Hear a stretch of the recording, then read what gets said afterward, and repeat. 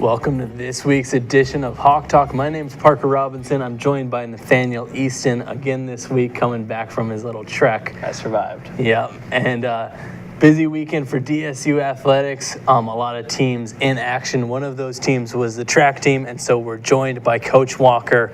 You took your team to indoor conference meet in Brookings, South Dakota. So just touch a little bit on how that functions. Well, when we go to the indoor conference meet, we're a part of the North Star Athletic Association, which means there's 6 teams for track and field that compete in the meet, both men and women. We had an outstanding weekend. Our men and women competed very well. Our men ended up winning the conference. Women ended up second, but we had a bunch of individuals, and collectively as a team had a great meet. Yep, and qualifying for nationals isn't quite the same as other sports in track and field. In other sports, you win conference, you get to go to nationals, but there's a certain qualifying mark for each event. So touch a little bit on that, what that's like competing individually. Yeah, you really have two different goals. You have conference goals and you have national goals when you set them. There's a B standard that you can hit and an A standard that you can hit. Each respective team, if you have 10 A standards, they all go.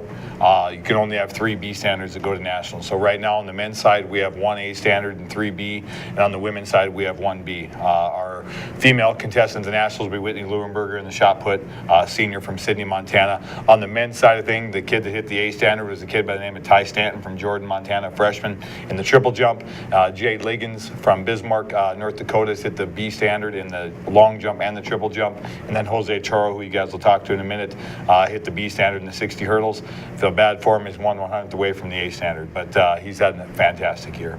With the conference track and field meet, the champion is sometimes influenced by the number of participants. So just kind of touch on the challenge or the girls' ability to kind of rise to the challenge and provide some competition despite not necessarily the same numbers as other teams. Yeah, it was incredible. We're at a little bit of a numbers deficit this year for women. We had 15 women compete on Saturday and scored 154 points, which is a credit to a lot of the women for doubling, tripling, even some quadrupling up in their events to try to score as many points as they can.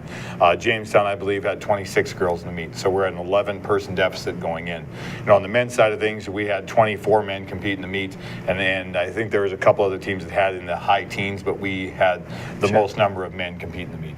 With the transition to indoor, or from indoor to outdoor, not only are certain events a little bit different, but you kind of add to your roster a little bit. So touch on what you're looking forward to as far as bolstering some of your teams. We do. Our women's roster will get an influx of basketball players once basketball season's done. Hopefully that ends at the national tournament for them. But we'll get Peyton Herbst and Lorna Shepard off the basketball team, which will really help our women's team. Men-wise, we pretty much take our indoor team to the outdoor. We may pick up 1 or 2 guys here and there, but we'll pick up a javelin thrower for sure that did not compete indoor that will compete outdoor for us. But our men's roster is pretty set going into the outdoor. Yep. And then moving into outdoor, for those people who haven't done both sides of that indoor-outdoor, what's the difference in competitiveness? Well, the one thing, indoor you never get that tailwind in the 100, 200 long jump, triple jump, so those things types of helps. But, the tight turns in the indoor on the track, a lot of times your 200, your 400, your distance races are a lot better outdoor because you don't have as many turns, you don't have the tight turns. And then hopefully we get all this beautiful weather in the springtime and have a great year. When does that actually first take us through the nationals for those athletes when that kind of takes place, and then the transition or what break they have, if any, before outdoor gets going. Yeah, we'll leave next Tuesday to go to outdoor nationals. Outdoor nationals are the 3rd, 4th, and 5th of March in Johnson City, Tennessee. Our athletes this week actually got a break from Sunday all the way until Thursday. Everyone did just kind of regather themselves a little bit, and then we'll practice Thursday, Friday, Saturday, and then Monday, Tuesday we'll leave for nationals.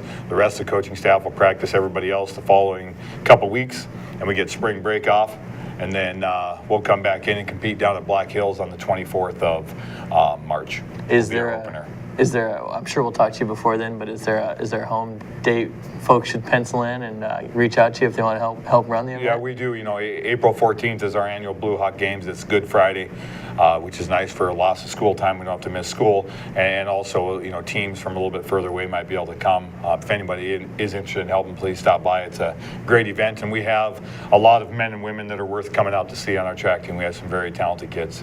We'd be remiss to not mention your Coach of the Year honor, getting that on the guys' side. Just touch on what that means, just coming right in, right off the bat, and winning a conference championship and getting that honor. Well, it means a lot to me. I think when you look at a Coach of the Year, I think you have great kids and we have great assistant coaches, and that's why, in my position, you get dubbed Coach of the Year, but Coach of the Year is a coaching staff award.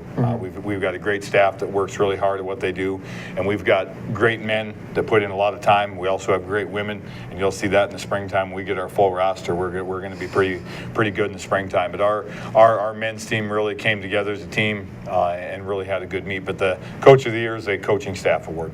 All right, and wrapping things up, we had Coach Stanton here not a couple weeks ago now. Obviously, a nice recruiting class. So just touch on what you've done to kind of help build that side of things too, and your many hats you wear. We've really had a good recruiting season so far. I'm sure Coach touched on the football recruiting class. I'll touch on the track recruiting class. So we've signed 7 men to the track team already. All of them are football track combo kids, which is something that when you work for a guy like Coach Stanton in football, having that where he allows the guys to do football and track, which isn't the case everywhere else, it really helps. It helps recruiting because there are a lot of kids that want to do multiple sports. On the women's side of things, we've signed 8 women right now.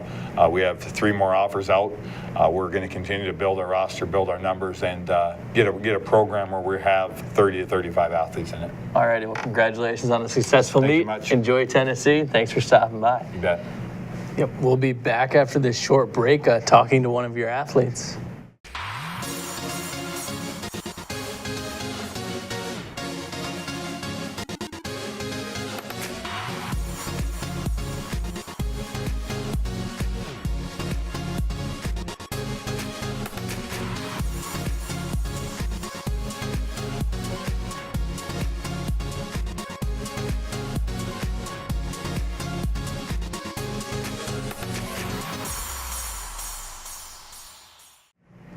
Welcome back to Hawk Talk. This is the Blue Feather Focus, the Blue Feather Athletic Association, the funding body of the DSU Heritage Foundation, focused on athletics, bringing students from far and wide. So check out that at the DSU Heritage Foundation. One of those students we're joined by today is Jose Choro. Go ahead and introduce yourself, where you're from. Jose from El Salvador. I'm a track athlete here last year, senior year, and just representing the Blue Hawks. Yeah, and El Salvador, quite the trek from Dickinson, and quite the different climate as well. Not as cold as it is. So just tell us how you ended up here and how you've adapted to that cold climate. I had back in high school, I had a contact, Alan Ayala. He came here for DSU, I think graduated in class of 11. I think it was, and he told me, there was a great program, track program here in North Dakota. He talked to me about Coach Stanton, the previous people who ran for the program. I'm convinced, and he gave me the contact, and Coach Stanton and I started emailing each other, and ended up here. Absolutely. How have you enjoyed your time here in Dickinson as it potentially kind of wraps up here your senior year? Honestly, I loved it.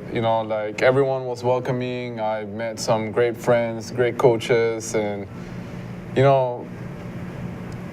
as years passed and stuff, you ended up loving more, not just your track, but people. Sure. And in general, it's a family. Always say, and just running for everyone is amazing. With another interesting kind of dynamic you've gone through, you mentioned Coach Stanton was who you were emailing back and forth. Since you got here, it's been a couple different people kind of leading the track program. So touch on that dynamic, but at the same time having the team to kind of stick through that, and you guys keep turning out championships. Yeah, it's been a little hard because every year it's been a new coach, so a new regimen, sure. Let's say, of just different styles of coaching and stuff. But you know, at the end of the day, it was the team who stuck together. We were like, you know, it doesn't matter if we got a new coach and stuff. We're still gonna do our thing. We're still gonna run for DSU. We're gonna try our best to do. And like that bond we had just made it all better. It didn't matter, if, you know, what kind of difference there was from one year to the other one. We still did our thing, and it worked out. Right, and the continued success amongst all of that is a true testament to the leadership that the team offers. As a senior yourself, kind of in a leadership role in an individual sport, how is that a little bit different than in a basketball or football? You know,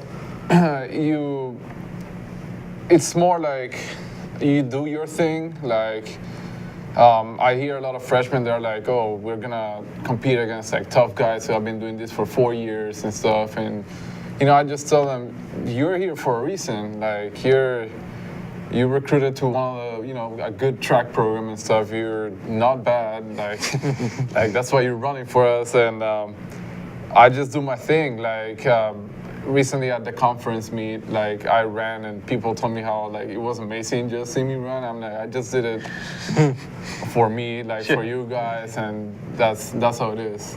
With that, knowing, especially in the 60-meter hurdles, there couldn't be much room for error, especially with those national qualifying times. So, what is the thought process there when you have, you know, such small margin for error, but you're able to you've qualified for nationals year after year now? You really don't think much. You know, it's a 8-second race, so like. You just think about your training, what you've been doing, like technique. If it's there, it's there. If it's not, it's not. And usually it's only getting as fast as you can from the block and go from there.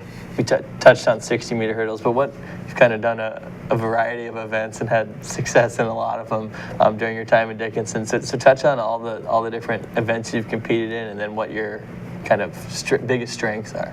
Well, recently for the conference meet, I did the 60 dash, the 200 dash, and I've been doing the 4x4 now for 4 years. 4x4 is amazing. You know, it's like you say track is an individual sport, but in that one you really have to come together with 3 other guys in order to like pull off amazing times and win and stuff. And then 260, I didn't really know I had that in me. Like I haven't done it in 5 years and stuff, and you know, tying with for first in the 60 was like a shocker. I couldn't believe that happened. And then the 200, breaking 23 seconds, coming fourth in the conference meet. I wasn't expecting that. And you know, it's just hard work. It finally paid off. What events are you looking forward to outdoor season? The 110 meters, for sure the 4x1, the 4x4, and I don't want to do it, but probably will be doing the 400 hurdles too. With your time kind of wrapping up as a senior, first off, what are you getting your degree in, and what do you hope to do with that once your time running for Dickinson is complete? I'm getting a degree in exercise science, and hopefully going for grad school to go for PT. Okay. You know, my first year here, I was injured. I didn't run for DSU. I had to redshirt. And after that, it touched me. I'm like, you know, the way Tim treated me and stuff, I'm like, I want to do that. Like, I want to help other athletes overcome their injuries and come back to track or basketball, football, whatever they do, and come back and do what they do. What would you say is the biggest thing you've learned coming as an international student and being embraced here in Dickinson? Yeah, I would say family. Just, you know, people came here.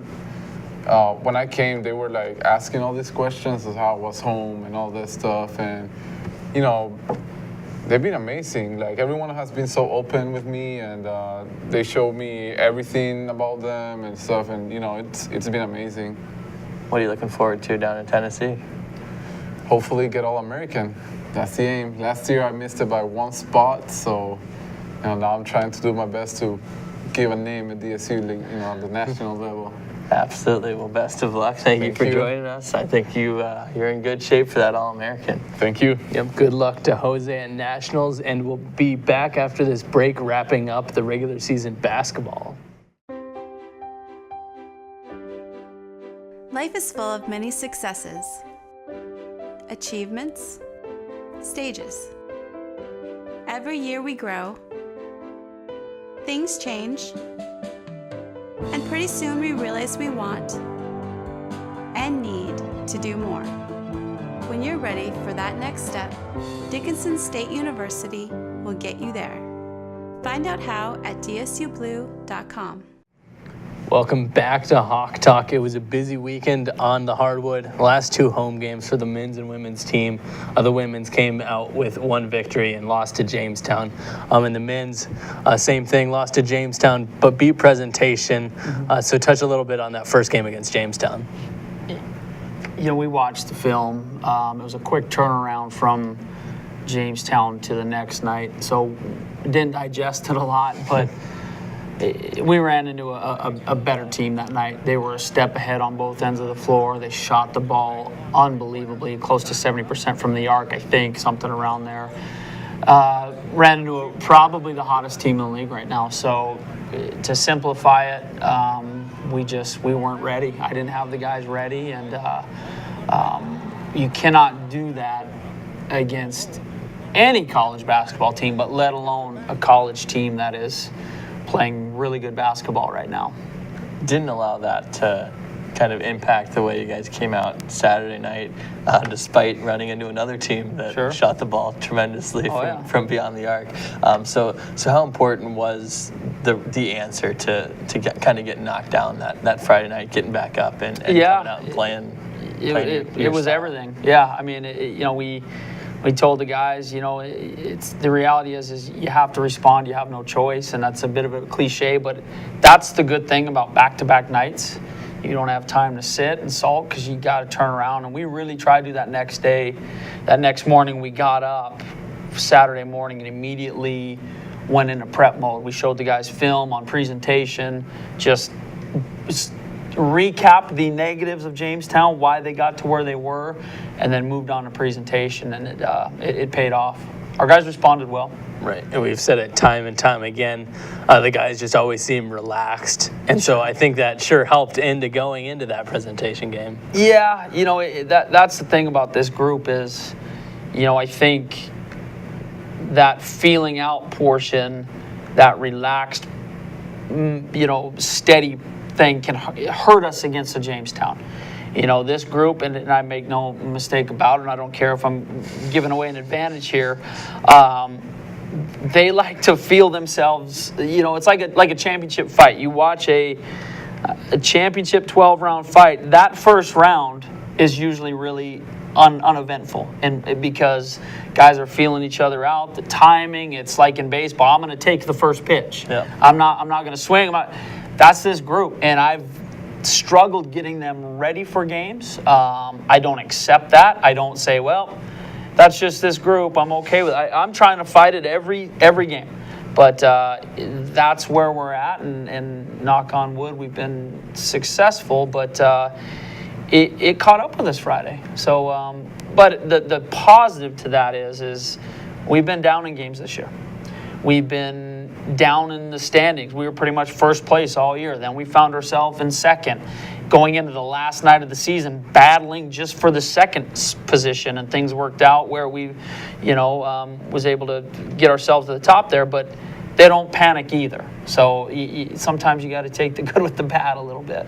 Ultimately, due to Bellevue suffering a loss that Saturday night, the win against Presentation allowed you to achieve a goal that's been one of yours since you got here. So just touch on how important that is to you and a testament to this team. I got to be careful. We have a lot of season left. We want to win this tournament. We want to go to the national tournament. There's going to be plenty of time for reflection. Sure. But the reality is, we were able to capture a conference championship last Saturday, and that hasn't been done in the regular season since 2001, when most of these young men were not even in junior high. So again, we have a lot of work to do. We don't feel content. I got to make that clear, but it is something. When I took the job here 2.5 years ago, going on 3 years, I guess, it is a goal of mine. You know, it was a goal to have these kids walk out of here by putting a number on that banner and a degree. That's the ultimate goal. And we really reflected on it Saturday night and a little bit Sunday, and we're moving on now. But it was a special thing, and it's not so much, you know. And I was telling the guys, I said, it's success, but what I'm more proud of is I'm more concerned with process than success. And there's been many of good players, many of good coaches. The head coach I took over for, you guys know very well. He is a tremendous coach and a tremendous human being.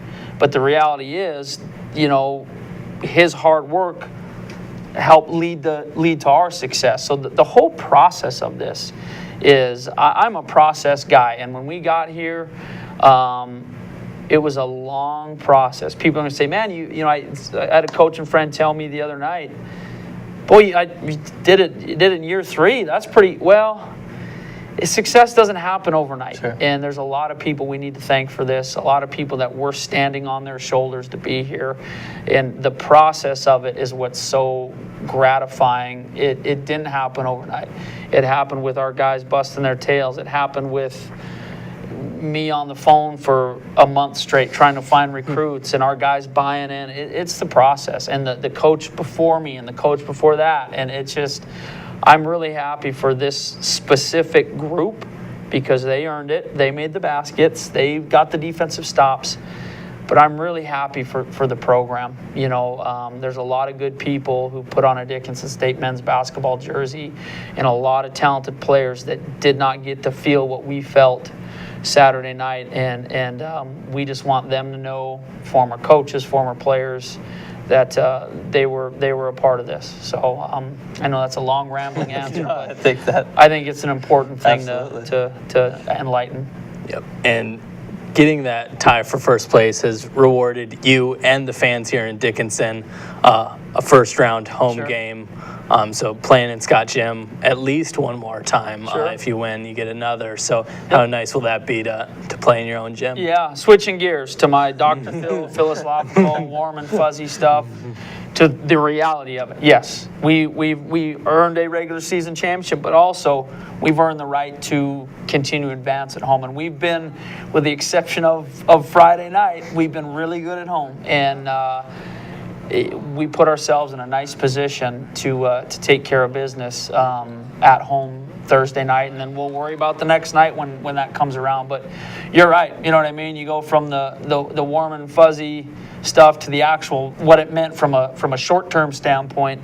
Home court advantage has been really good for us. I've coached teams in the past where sometimes you want to go on the road. You know what I mean? You guys have been a part of athletics. You want to get away. You want the controlling environment of a hotel room. You know where the guys' schedules. But the reality is we've been good at home, and it's paramount being Thursday night. You know, it's huge. For those folks just catching this Hawk Talk live on Consolidated, Thursday night, 7 o'clock is that first contest. The girls are likely to have a contest that Friday at 7 as well. We won't do any more foreshadowing. Don't want to jinx anything. But Coach, back to kind of the process. Someone who we haven't mentioned much on this show. Just want to touch on your assistant coach and how crucial he's been to kind of building. Oh yeah, what I mean, accomplished. The guy, and I don't want to put Coach Tibbs' business on air, but it's the facts. The guy is making almost nothing from a financial standpoint, and he's dedicating his time, energy, and life to this program, and he's a very good compliment to, I think, my personality and my style, to put it mildly. You know, and that's any successful organization. I don't want to hire a copycat. I don't want to hire a yes man. I don't want to, you know, get. And he's taken my void, and there's a lot of void in me, and he's filled those gaps. You know what I mean? He's been paramount from a connecting one-on-one with the athletes, He's very knowledgeable, X's and O's, all that stuff, but his greatest strength is just being able to connect with our guys where I may have to put myself in a different position as the head coach. He's a bit of a referee whisperer in terms of he's officiated for a long time. He knows the mechanics, and a lot of times he's asked questions of officials and they've been confused by, hey, shouldn't that be that? Oh yeah, you're right. So he's been really good in terms of that, helping me. People say, man, you live and die with every game. Well, I live and die on every play, and I don't apologize for it. But he's been able to help me stay focused, and I have to admit it. I'm not going to sit up here and act like I have all the answers. So he's been vital for, and people would be shocked, and people would go, "You're doing all that work for that much money?" Well, he's doing it because he cares about the kids. He cares about the program, and I can't say enough about Coach Tibbs. Yeah. If you haven't been to a game yet, make sure you get out and see the contrast and juxtaposition of those two characters out there. Like we said Thursday night. The other thing with the last home games, regular season home games, comes along with senior night. So Sure. kind of in closing, it's an interesting group. Yeah. Some have been here longer than others, but just kind of put a bow on some of what those seniors No, I have meant. appreciate you asking that question. That goes back to the process thing. Fan is short for fanatic. Sometimes when you're a fanatic, you lose sight of the process. That's why this day and age of coaching, guys are hired and fired at the drop of a hat, because it's that fanatic craze. And what I mean by that is this senior class, in terms of last year, again, this is only year 3 for me, but we had a heavy junior college group, so most of them have been here just last year and this year. And they handle it well. They handle it way better than I would have at 20 years old. They've got a lot of people, man, you're so much better than last year. You're so much better than last year. And maybe we are, maybe we aren't. I don't know. This game is unforgiving. We lost a lot of close games last year. And what people may not understand, and I think we're grateful for the interest and the conversation, but last year, this senior class helped this program take a step last year in that process. All we did last year was win the most games since 2011. And why I bring that up is, a lot of credit's going to go towards this year's team and our juniors and seniors this year. But this senior class, they committed to come to Dickinson, North Dakota, a lot of other options, and they endured what we felt was an underachieving year, although it was a step in that process, and they endured that. They never once wavered, never once came into my office and said, Coach, I want to go elsewhere, or I regret committing here. Guys like Reggie Fields, Dante Clark, they work part-time jobs to make up for what they owe in tuition. I could go on and on. Micah Brown's been here for all 3 years of my tenure. This is a special group, and I know on the women's side, he had a special group of seniors, and it's unique. On the bus trips, we travel together. It's just they're good. They're just solid human beings, and that's going to serve them way more in life. But I can't say enough about this senior group. They've dedicated themselves to this program and this community, and I could not be prouder. They're heck of a basketball players, but they're far better people. Yep. Those seniors, as well as the rest of the team, gets to play in Scott Gymnasium at least one more time Thursday night at 7, taking on Waldorf. Give us a little sneak peek at that game. Yeah, Waldorf just beat the number 1 team that helped us share the title. So we all know thank you, but we'll just leave that off the court. But there it is. There was a thank you. No, they're well coached. Again, they're playing really well right now. Just beat the number 1 seed last Saturday. Guard-orientated offense. They're gonna try to push and attack, but they have a really good 5-man that they have tremendous balance. Quality guards with a solid 5-man, and they're gonna. I don't know what we'll see defensively, so it's hard. They've been man primarily, but the theme against the Blue Hawks is to zone them as of late. We haven't seen zone all year. In the last 2 games, we've seen almost 80 minutes of zone. So they're primarily a man team, but we could see some zone. They're a balanced team. To answer your question, they're a balanced team. They got a lot of guys that can fill it up. In particular, you know, the guy who, Tula, just got North Star Player of the Week. He had 30 against Bellevue. He was averaging about 10, 11, 12 points. So they have guys who can get hot and go off right now. And the reality is, you know, we talk about, hey, we were able to help share that regular season. It's a new season. Nobody cares. Nobody cares what you did yesterday. And I think our group is buying into that. So it's going to be a challenge. All right, Coach. Thanks, Congratulations guys. on the regular season. Let's Appreciate keep it rolling. Yep. Thank you. Be sure to check DSUBlueHawks.com, see how that game Thursday went if you weren't able to be in attendance, but also figure out when those next upcoming games that we hope to have will be. Yep, we'll see you next week. Hawks are up.